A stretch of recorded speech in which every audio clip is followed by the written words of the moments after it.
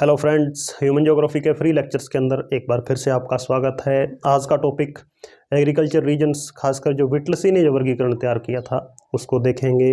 किन आधारों पर यह वर्गीकरण किया गया, कितने प्रकार के कृषि प्रदेश व्हिटलसी के अनुसार होते हैं और क्या उसके गुण थे और क्या दोष थे इस वर्गीकरण के, ये सब टॉपिक आज कवर करेंगे। आइए शुरू करते हैं। तो सबसे पहले जो एग्रीकल्चर रीजन्स होते हैं इसको थोड़ा देख लेते हैं। तो चूँकि हम यह जानते हैं कि जो कृषि का विकास हुआ वो स्थानीय रूप से हुआ था, ऐसा नहीं था कि पूरे विश्व के अंदर एक जगह कृषि की शुरुआत हुई और फिर धीरे धीरे वही कृषि सभी जगह फैलती गई, ऐसा नहीं था। विश्व के अलग अलग स्थानों पर अलग अलग तरह की कृषि विकसित शुरू के अंदर हुई थी, यानी उनका जन्म हुआ था।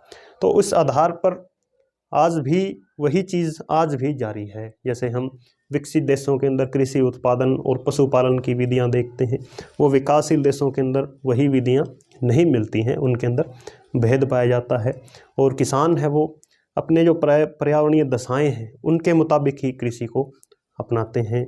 ऐसा नहीं, अब तो हालांकि ऐसा हो चुका है कि किसी भी एक पौधे को हम उसकी जो जीनोम सीक्वेंसिंग है वो कर सकते हैं, जिसको हम डिफ्यूज़न बोलते हैं। तो डिफ्यूज़न के तहत किसी भी एक पौधे को पूरे विश्व के अंदर किसी भी मिट्टी के अंदर उगाया जा सकता है और उसकी कुछ शर्तें होती हैं, विधियां होती हैं, लेकिन फिर भी किसान उसका उपयोग नहीं करते हैं। किसान अपना खुद का स्थानीय पर्यावरण उसको ध्यान में रखते हुए, अपने स्थानीय कृषकों को ध्यान में रखते हुए, उस प्रदेश के अंदर कौन सी कृषि हो रही है इसको ध्यान में रखते हुए कृषि करते हैं। तो यहाँ से कृषि का प्रादेशिकरण शुरू हो जाता है। अब पर्यावरण की दशाएँ हम जानते हैं कि सब पूरे विश्व के अंदर अलग अलग होती हैं, तो अलग अलग कृषि प्रदेश विकसित हो जाते हैं अपने आप ही। तो इसका जो वर्गीकरण है वो व्हिटलसी ने किया था 1936 के अंदर। उससे पहले भी हान ने, स्मिथ ने, एंजिल ब्रेस्ट ने, यानी अनेक भूगोलवेत्ताओं ने प्रयास किया था, लेकिन जो सबसे अच्छा या मील का पत्थर हम कह सकते हैं वो व्हिटलसी का वर्गीकरण माना जाता है। व्हिटलसी ने दो चरों को ध्यान में रखा, एक तो भौतिक, दूसरा अभौतिक। भौतिक चीज़ों के अंदर, भौतिक चरों के अंदर व्हिटलसी ने लिया था खासकर क्लाइमेट, यानी किसी स्थान की जलवायु निर्धारित करेगी कि वह कौन सा कृषि प्रदेश होगा, वहाँ की कृषि कैसी होगी, वहाँ की मिट्टी और वहाँ के जो लोग हैं, वो जो संस्थाएं हैं वहाँ की, वे कितना, जो सरकारें हैं कितना प्रयास कर रही हैं। यानी मानवीय फैक्टर तो अभौतिक चीज़ों के अंदर आ जाएंगे और प्राकृतिक चीज़ें भौतिक के अंदर आ जाएंगी। तो इन दो चरों के आधार पर व्हिटलसी ने आगे ये 5 आधार प्रस्तुत किए और इन 5 आधारों के आधार पर 13 तरह के कृषि प्रदेश विकसित किए व्हिटलसी ने। तो इसके अंदर अब इन आधारों को देख लेते हैं कि व्हिटलसी का जो एग्रीकल्चर रीजन्स का मुख्य आधार क्या था। इसके अंदर पहला है कृषि फसलों और पशुओं का पारस्परिक संबंध। तो व्हिटलसी के अनुसार कि कृषि फसलें हैं और जो पशु हैं इनके अंदर आपस के अंदर साहचर्य पाया जाता है, एक दूसरे पर डिपेंड होते हैं। यानी यदि पशु किसी स्थान पर अच्छे हैं, अच्छी मात्रा के अंदर हैं, गुणवत्ता वाले हैं, कार्य कर सकते हैं, तो वे फिर कृषि फसलों के अंदर उनके उत्पादन को बढ़ाने में सहायक होते हैं। और यहीं पर दूसरी चीज़ लागू होती है, कृषि फसलें यदि अच्छी हैं, अच्छी गुणवत्ता की अच्छी फसलें हो रही हैं, हरा चारा उपलब्ध है, तो उससे क्या होगा, फिर पशुओं की गुणवत्ता और पशुओं की मात्रा बढ़ती जाती है। यानी दोनों एक दूसरे के ऊपर डिपेंड होते हैं। तो यहाँ से भी एक एग्रीकल्चर रीजन तैयार किया पूरे विश्व के अंदर इन चीज़ों का अध्ययन करते हुए व्हिटलसी ने। इसी तरह कृषि उत्पादन और पशुपालन की विधियाँ, कौन सी विधि अपना रहे हैं किसान, यह भी ध्यान में रखा। क्या ऐसा है कि बहुत ज़्यादा यदि पिछड़े यंत्र हैं उनके पास, जैसे लकड़ी के औजार आज भी यदि खेतों के अंदर हम प्रयोग कर रहे हैं, तो वहाँ का कृषि प्रदेश एक अलग तरह का हो जाएगा। दूसरी तरफ बहुत ज़्यादा अत्याधुनिक मशीनें यदि कोई किसान प्रयोग कर रहा है, कोई प्रदेश कर रहा है, तो वह एक आधुनिक कृषि का प्रदेश बन जाता है। तो इसको भी ध्यान में रखा। तीसरा, कृषि में पूंजी और श्रम संगठन के निवेश की मात्रा, चाहे किसान है या सरकारें हैं या संस्थाएं हैं निजी, वो कृषि के अंदर पूंजी कितनी लगा रही हैं उसके अंदर। जैसे हरियाणा पंजाब के अंदर हम देखते हैं, यहाँ के किसान बहुत ज़्यादा पेस्टिसाइड्स, उर्वरक हैं, इंसेक्टिसाइड्स हैं, इनको प्रयोग करते हैं, तो इनके अंदर बहुत ज़्यादा पूंजी निवेश की जाती है और श्रम लेबर भी बाहर से मंगाई जाती है, बिहार, उत्तर प्रदेश आदि राज्यों से। तो लेबर इंटेंसिव हो जाता है और पूंजी हो जाती है। तो यहाँ से फिर ये दो जो राज्य हैं वो पूरे भारत के अंदर अलग दिखाई देते हैं। तो यहाँ से भी इस तरह से इस उदाहरण के द्वारा हम कह सकते हैं कि यहाँ से एक अलग प्रदेश तैयार होता है कृषि का, जो कि बाकी राज्यों से अलग दिखता है। फिर चौथा है कृषि उत्पादन के उपभोग का स्वरूप क्या है। क्या किसान उसको विशेष कृषि के तहत और ज़्यादा अच्छी चीज़ों की सहायता से ज़्यादा उत्पादन ले रहा है, ज़्यादा तकनीक की सहायता से, सिंचाई की सहायता से ज़्यादा उत्पादन ले रहा है, इसका मतलब वो उसका बाज़ारीकरण करेगा। तो यहाँ से फिर बाज़ारी कृषि विकसित होगी। वहीं उपभोग यदि केवल खुद तक ही सीमित है, यानी मैं इतना ही उगा रहा हूँ कि खुद ही खा पा रहा हूँ, तो वह फिर निर्वाहक कृषि के अंतर्गत आ जाता है। तो यहाँ से भी कृषि प्रदेश विकसित हुए विटलसी के मुताबिक। पाँचवां, कृषि उत्पादन में प्रयुक्त यंत्र और आवास संबंधी दशाएं। जो भी उसके अंदर यंत्र यूज़ हो रहे हैं कृषि के अंदर वो कैसे हैं, या लोग जो रह रहे हैं या जो लेबर रह रही है उनके आवास कैसे हैं। तो यहाँ से भी एक जो कृषि प्रदेश है वो विकसित हो जाता है। तो इन 5 आधारों पर विटलसी ने 13 कृषि प्रदेशों की संकल्पना दी है। और ये 13 कृषि प्रदेश हालांकि आप वैसे ही जानते हैं, निर्वाहक कृषि है या रोपण कृषि है, बाज़ारी कृषि है या हॉर्टिकल्चर कृषि है। इनको हम अब डिटेल के अंदर थोड़ा थोड़ा और देख लेते हैं।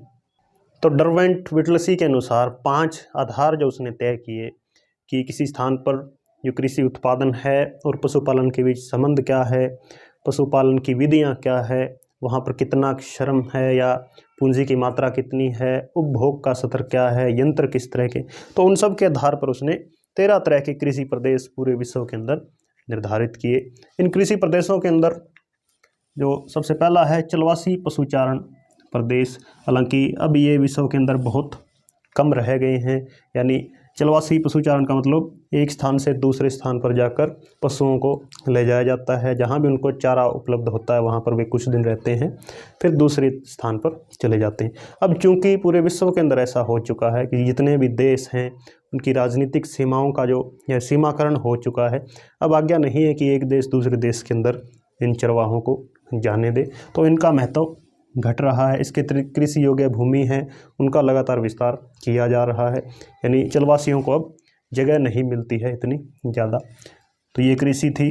उसके बाद व्यापारिक पशुपालन प्रदेश, यानी पशुपालन को एक व्यापारिक ढंग दिया गया, जहाँ भी ज़्यादा मात्रा के अंदर पशुपालन किया जाता है वहाँ से मांस, ऊन, दूध ये सब प्राप्त किया जाता है। तो उनका आजकल व्यापारीकरण हो चुका है। तो यहाँ के प्रदेश अलग तरह से विकसित होते हैं। स्थानांतरित कृषि प्रदेश हैं, ये एक आदिम प्रकार है। सबसे पहले जो कृषि हुई थी वह स्थानांतरित कृषि ही थी। एक स्थान पर कृषक भूमि को साफ करते हैं, वहाँ पर फसल उगाते हैं, फिर दूसरे स्थान पर भूमि को साफ करते हैं, जंगल काटते हैं। तो ये भी प्रदेश था एक। प्रारंभिक स्थानबद्ध कृषि, यानी मनुष्य ने सबसे पहले कब एक स्थान पर टिक कर, एक स्थान पर बंद कर कब कृषि की थी, तो वहाँ से पूरे विश्व के अंदर स्थानबद्ध कृषि प्रदेश विकसित हुए। फिर इसको हम ये हो जाती है निर्वाहक कृषि। इसके अंदर एक तो चावल प्रधानता होती है, दूसरे के अंदर चावल प्रधान नहीं होती। ये खासकर मानसून एशिया के देशों के अंदर की जाती है, जहाँ पर प्रचुर मात्रा के अंदर वर्षा उपलब्ध होती है। इसी तरह व्यापारिक बागानी कृषि प्रदेश, यानी बागान लगाए जाते हैं, उनका फिर जो व्यापारीकरण है वो किया जाता है, वहाँ से उत्पादन जो भी फल लिए जाते हैं। इसी तरह भूमध्य सागरीय प्रदेशों के अंदर भूमध्य सागरीय कृषि होती है, यानी जहाँ भी क्लाइमेट भूमध्य सागर के जो क्लाइमेट जैसी है उन स्थानों पर अलग तरह की खासकर खट्टे फलों की कृषि ये होती है। फिर व्यापारिक अनुत्पादन कृषि प्रदेश हैं, यानी जितना भी अन्न उगा रहे हैं उसका व्यापारीकरण होता है। या व्यापारिक फसल एवं पशु उत्पादन कृषि प्रदेश हैं, यानी फसलों का व्यापारीकरण। आजकल ये चीज़ें बहुत ज़्यादा हो रही हैं, यानी कृषि का जो स्वरूप है वो इस तरफ हो रहा है कि निर्वाहक से हम व्यापार की ओर ट्रांसफ़र हो रहे हैं पूरे विश्व के अंदर। फिर 11वां प्रकार है निर्वाहक फसल एवं पशु उत्पादन कृषि प्रदेश, यानी कृषक केवल खुद के लिए और पशुओं के निर्वहन के लिए ही फसल उगाते हैं। 12वां है व्यापारिक दुग्ध पालन कृषि प्रदेश, यानी डेयरी कृषि विकसित हुई। दूध जितना भी है उसका जो बाज़ार के अंदर है उसके चारों तरफ दुग्ध उत्पादन की जो विधियां हैं विकसित हुई हैं, तो उसका व्यापारीकरण होता है डेयरी कृषि के अंतर्गत। और अंतिम है उद्यान कृषि, इसे बागानी कृषि भी कहा जाता है, बागवानी के तहत ये कृषि आती है। तो ये 13 कृषि प्रदेश हैं। हालांकि इनका डिटेल के अंदर एक्सप्लेनेशन हम कर चुके हैं, आप हमारी प्लेलिस्ट के अंदर इन वीडियोज़ को देख सकते हैं। जो क्वेश्चन पूछा जाएगा उसके अंदर यह होगा कि विटलसी का जो एग्रीकल्चर रीजन्स है उसका वर्णन करते हुए किसी एक प्रदेश का डिटेल के अंदर आप वर्णन करें। तो क्वेश्चन कहीं से पूछा जा सकता है। तो इन 13 के 13 जो कृषि प्रदेश हैं इनको आपको डिटेल के अंदर अध्ययन करना होगा। इनकी वीडियो हमने पहले ही बना रखी है। तो ये था विटलसी का जो एग्रीकल्चर रीजन्स था, जो उसका वर्गीकरण था।